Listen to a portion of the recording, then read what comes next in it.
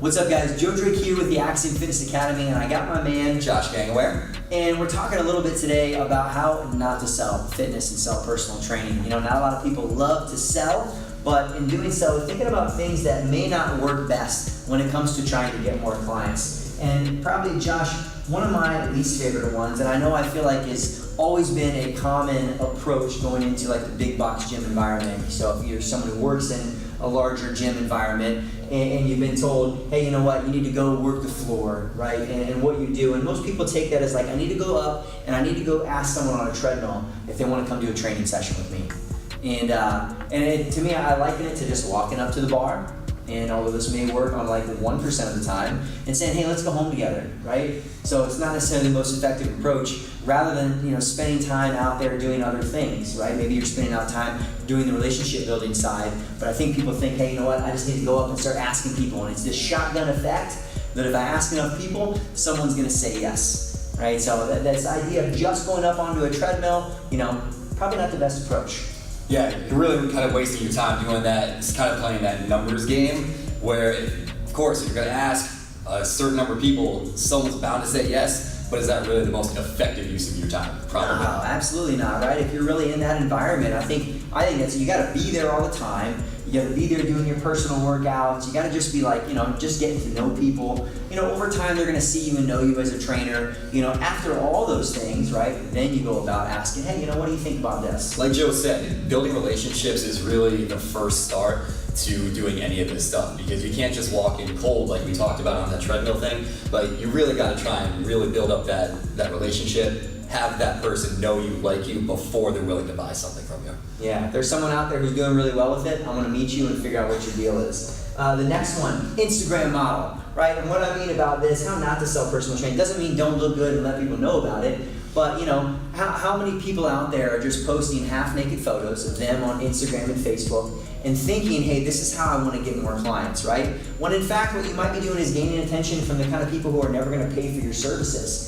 And maybe swaying away those individuals who might want to seek out you for help and for guidance. I think people want to see more of themselves. They want to get on there and see, hey, this person's like giving results to other people. So maybe instead of just photos of yourself on there, spend more time highlighting your clients and putting those types of things out there as well. Exactly. And also kind of think about, for a lot of this stuff, especially on the Instagram format, like what kind of information can I give you that eventually you're going to have that idea that, oh, maybe that's actually something that I might need. The more information that you can give out, it's not like you're giving away all your secrets. It's just giving these people information and giving them a chance to understand that you know what you're talking about. So just keep giving this information, and it's going to come back to you. Yeah, it gives you a chance to get to know you. And that kind of jumps down, skipping this next one for a second, all left hooks, right? It's straight out of Gary Vee's playbook, talking about jab, jab, left hook. Is what Josh is talking about giving is like this idea of jab, jab, right? You're going to continue to give information and knowledge and build this relationship with somebody before you go up and ask them on the treadmill, hey, do you want to come train with me? Right? Because they're a lot more likely to want to say yes, and they're probably going to seek you out instead, right? So rather than just doing those things, you got to be putting out stuff over the long term. It really is that long game that not a lot of people want to play. Exactly, and that kind of comes back to this how to not actually really physically have to sell your personal training. Like you said, like the more that people know you and like you, the more that you're giving them content-wise, they're going to be seeking you out, so you don't have to go out and do that yourself. Totally changes the selling equation and how it feels and how you have to go about doing it. I love that.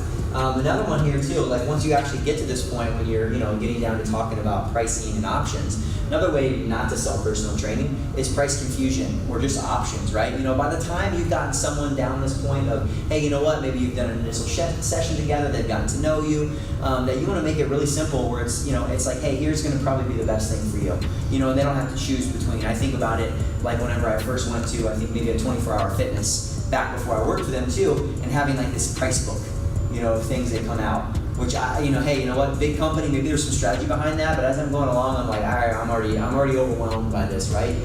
Rather than like one thing. A lot of the time, that will kind of come down to that whole paralysis by analysis thing. So the more options that you give someone, the more time that they have to spend looking over it, which means the less likely they're actually going to buy something from you. So the less options that you have, the easier it is for them to be like, okay, I like that option, let's go with that. That's it. I think about it. There was a restaurant that tried to open up. Maybe this is why it didn't work out.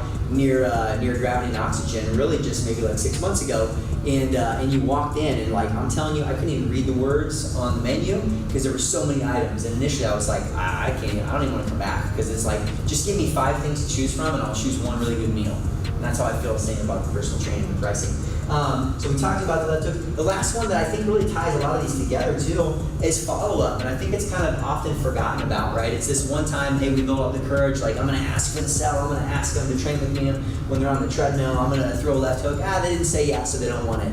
And I found out more and more, people need you to help bring them along, right? They're just not always ready to take action. So follow-up, which most people are terrible at, I think can be a huge help when it comes to actually getting, what you want the clients to do. Exactly, and a lot of times, it's not great either not having someone call you back or someone saying no initially, but just reaching back out to them, every so often, just seeing how they're doing. Sometimes just having them know that you care about what's going on with them will kind of push them in that direction of actually buying something from you.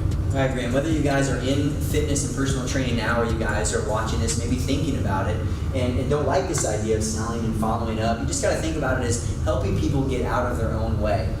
I think about, hey, we were thinking for maybe like 6-12 months at Gravity and Oxygen, do we want to buy an in-body? We're going back and forth. I talked to the sales rep.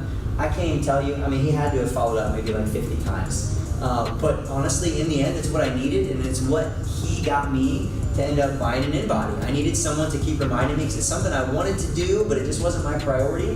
But he was there, and the moment I was ready, I was like, all right, cool, this guy has been hitting me up enough times. He helped me get out of my own way. And the more that I think about that with training and clients too, it's just for whatever reason, it's not a priority right now. Keep giving, like Josh said, keep giving that content, information, and at some point in time when they are ready, it's going to all circle back. Exactly. Yeah, so like we said, it kind of ties back in how to not sell personal training. A lot of mistakes that I think people make when they go about approaching it, but if you do it all the right way, you really don't have to sell.